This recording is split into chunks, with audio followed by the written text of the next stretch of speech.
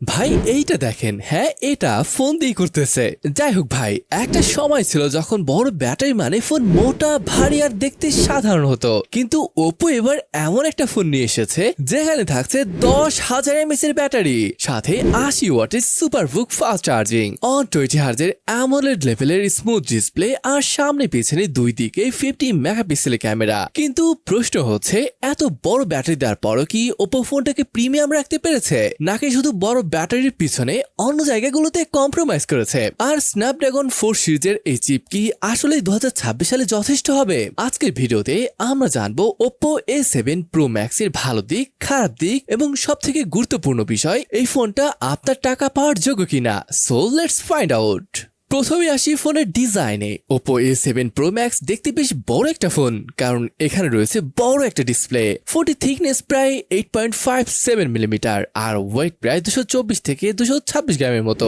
এখন ভাই সত্যি কথা বলতে গেলে 10,000 mAh এর ব্যাটারি থাকার পর এই থিকনেস কিন্তু খারাপ না, কারণ এত বড় ব্যাটারি দিলে অনেক ফোনই 9 থেকে 10 মিলিমিটার বেশি মোটা হয়ে যায়। OPPO এখানে একটা ব্যালেন্স ডিজাইন রাখার চেষ্টা করেছে। ফোনটি 3টি কালার অপশন এসেছে: ডার্ক মাউন্টেন, ব্রাইট অরেঞ্জ এবং রাইডিং দ্য ওয়েভস। বিশেষ করে অরেঞ্জ এবং ওয়েভ কালার ভ্যারিয়েন্টে ফোনটির লুক কিছুটা বেশি আকর্ষণীয় মনে হতে পারে। তবে একটা বিষয় মাথায় রাখতে হবে, 226 গ্রাম ওজনের কারণে এক হাতে দীর্ঘ সময় ব্যবহার করলে কিছুটা ভারী অনুভব হতে পারে। যারা লাইট ওয়েট ফোন পছন্দ করেন তাদের জন্য এটা হয়তো পারফেক্ট চয়েস হবে না, কিন্তু যারা বড় ডিসপ্লে আর ম্যাসিভ ব্যাটারি চান তাদের কাছে এই ওয়েটটা গ্রহণযোগ্য হতে পারে। এখানে ওপো একটা ইন্টারেস্টিং ডিসিশন নিয়েছে। ব্যাটারি মনস্টার বানিয়েও ফোনটিকে অতিরিক্ত বাল্কি করেনি। তাছাড়া এখানে দেখতে পাচ্ছেন ফোনটির সাথে কি করা হচ্ছে। আসলে ফোনটিতে রয়েছে IP68, IP69 K dust tight and water resistant. তাই এত অত্যাচার করার পরে ফোনটি ঠিকই টিকে আছে। তবে এটা নিজে ট্রাই করতে যাবেন না কখনো। কিন্তু আসল প্রশ্ন হচ্ছে, এই বড় ফোনের ডিসপ্লে এক্সপিরিয়েন্স কেমন হবে? চলুন সেটাই দেখি। আচ্ছা, একটা জিনিস খেয়াল করেছেন, বর্তমানে শুধু বড় ডিসপ্লে দিলে হয় না, কারণ মানুষ এখন চাই স্মুথ স্ক্রোলিং, ভালো কালার এবং outdoor visibility. OPPO A7 Pro Max এখানে দিয়েছে 6.78 ইঞ্চির FHD+ ডিসপ্লে। রেজোলিউশন হচ্ছে 1072x1272 পিক্সেল। সব থেকে ভালো বিষয় হলো এটি সাপোর্ট করে 120 হার্জের রিফ্রেশ রেট, মানে ফেসবুক স্ক্রলিং, ব্রাউজিং, অ্যানিমেশন সবকিছু অনেক স্মুথ অনুভূত হওয়ার কথা। এছাড়া এখানে রয়েছে 10 বিট কালার সাপোর্ট, যেখানে ফোনটি প্রায় 1.07 বিলিয়ন কালার দেখাতে পারে। ব্রাইটনেসের দিক থেকে ওপো ভালো কাজ করেছে। এখানে রয়েছে 800 নিটস এর টিপিক্যাল ব্রাইটনেস এবং পিক ব্রাইটনেস 28 নিটস পর্যন্ত, অর্থাৎ বাইরের রোদে ব্যবহার করার ক্ষেত্রে ভিজিবিলিটি মোটামুটি ভালো হওয়ার কথা। এখানে এমন ডিসপ্লে ইউজ করা হয়েছে যার কারণে চমৎকার কালার উপভোগ করতে পারবেন। একই সাথে 120 হার্জ এবং বড় স্ক্রিন সাইজের কারণে ডেইলি ইউজেস এবং এন্টারটেইনমেন্টের জন্য এক্সপেরিয়েন্স ভালো পাওয়া সম্ভব হবে। আর গেমিং লাভারদের জন্য টাচ স্যাম্পলিং রেট রয়েছে 330 হার্জ পর্যন্ত, কিন্তু সেটা শুধুমাত্র কিছু গেম সিনারিওতে কাজ করবে। এবার আসি সেই অংশে যেটা অনেকে জানতে চাইবেন, এই ফোনের পারফরমেন্স আসলে কেমন হবে। পারফরমেন্সের ক্ষেত্রে OPPO A7 Pro Max ব্যবহার করেছে কোয়ালকমের স্ন্যাপড্রাগন 4 Gen 5। এটি একটি অক্টা-কোর চিপসেট যার ম্যাক্সিমাম ক্লক স্পিড হচ্ছে 2.4 গিগাহার্টজ। এখন ভাই এখানে একটু বাস্তব কথা বলা দরকার। এই চিপসেট ফ্ল্যাগশিপ লেভেলের পারফরমেন্স দেওয়ার জন্য তৈরি না, অর্থাৎ heavy gaming, maximum graphic settings বা এক্সট্রিম পারফরমেন্সের জন্য এটি সেরা অপশন না। কিন্তু ডেইলি ইউজেস যেমন Facebook, YouTube, Chrome browsing, Messenger, multitasking, কিছু হালকা পাতলা গেমিং, এসব কাজের জন্য যথেষ্ট স্মুথ এক্সপিরিয়েন্স দেওয়ার কথা। স্টোরেজের ক্ষেত্রে OPPO ভালো কনফিগারেশন দিয়েছে।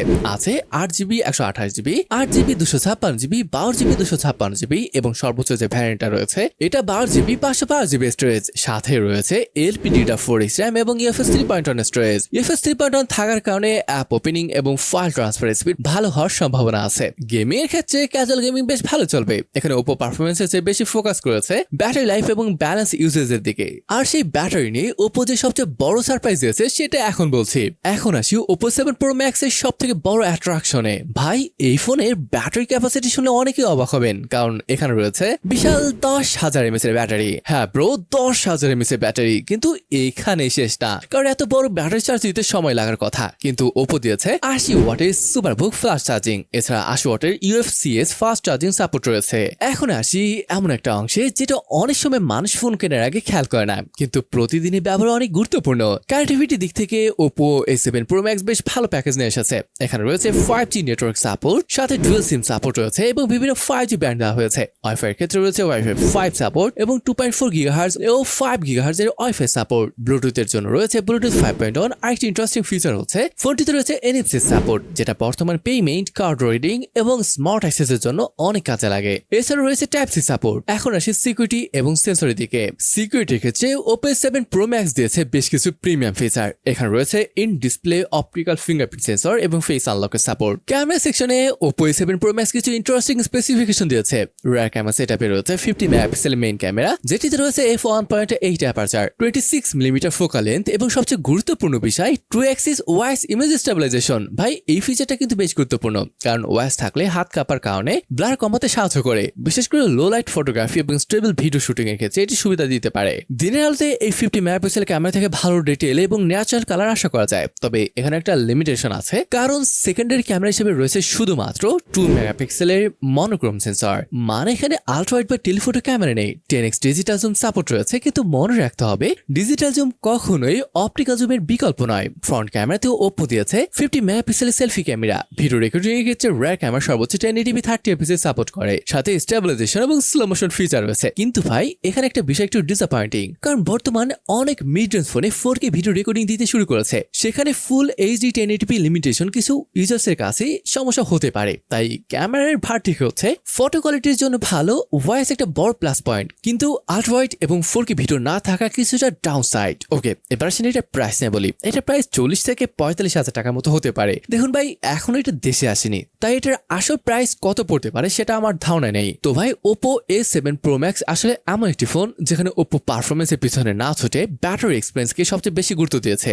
10,000 mAh ব্যাটারি এবং 80 ওয়াটের চার্জিং এর কারণে এটি অনেকের জন্য ইউনিক অপশন হতে পারে। তবে প্রশ্ন থেকেই যায়, আপনি কি বিশাল ব্যাটারির জন্য পারফরমেন্স কম্প্রোমাইজ করবেন, নাকি একই দামে বেশি পাওয়ারফুল চিপসেট বেছে নেবেন? আপনার মতামত অবশ্যই কমেন্টে জানাবেন। আর এমন আরো ভিডিও দেখতে চ্যানেলটিকে সাবস্ক্রাইব করে আমাদের পাশেই থাকবেন। See you in the next one. আল্লাহ হাফেজ।